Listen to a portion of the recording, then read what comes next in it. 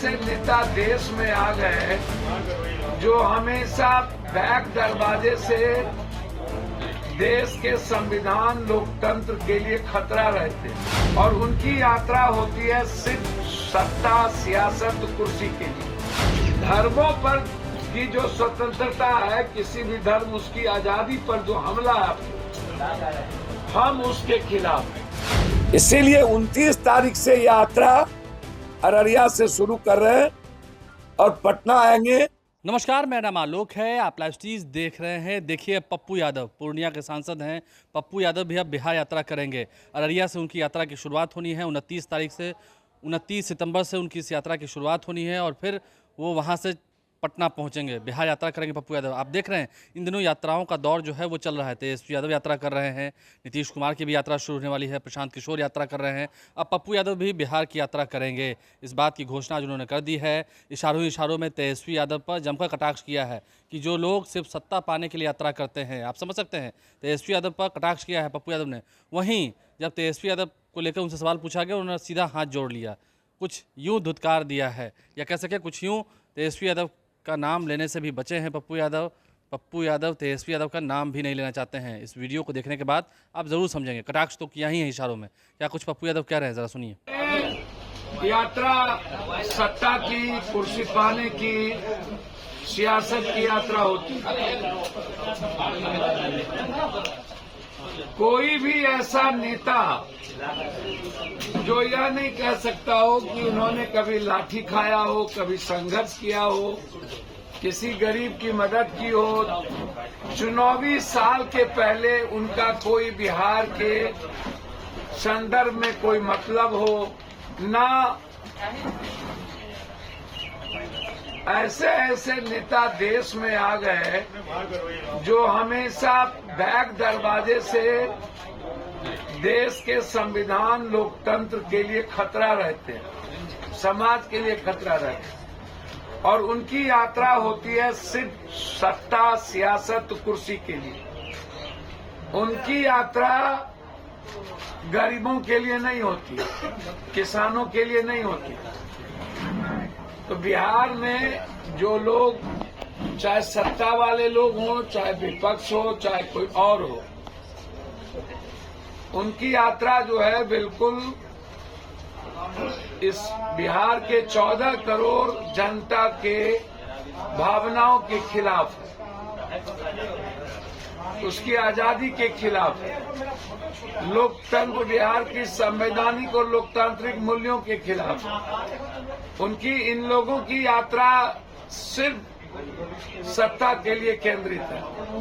29 तारीख से जो हमारी यात्रा निकलेगी, देखिए उसमें एक ही बात है। आज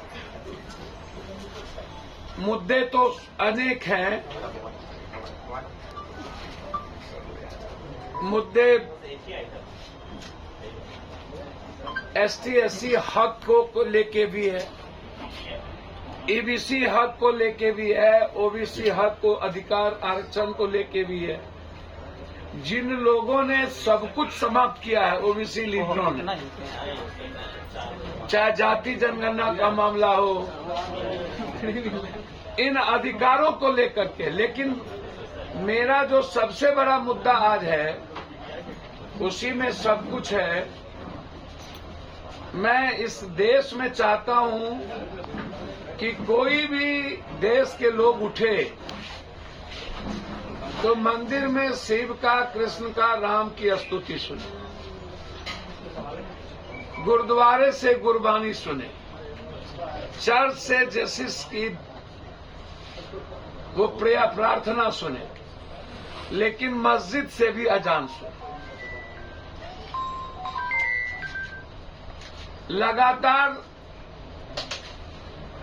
आम आदमी की आजादी पर हमला से होते होते जिस तरीके से लगातार इस हिंदुस्तान में 20 सालों के अंदर,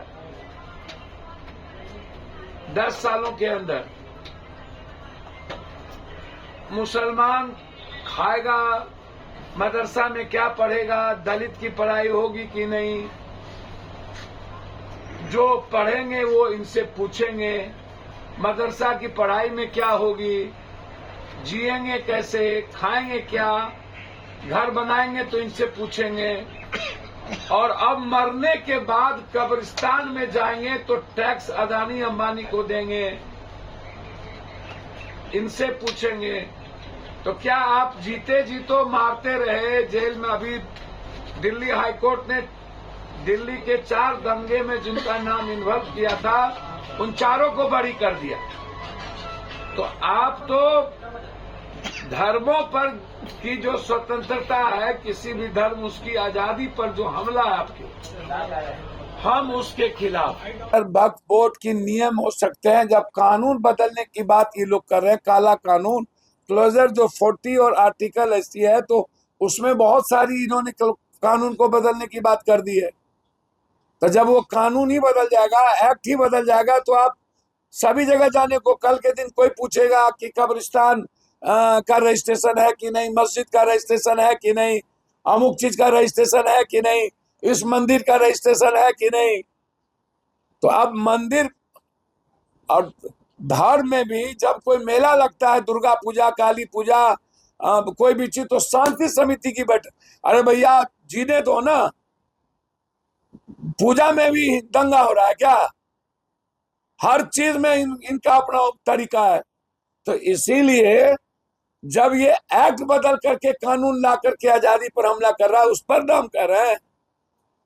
इसीलिए 29 तारीख से यात्रा अररिया से शुरू कर रहे हैं और पटना आएंगे।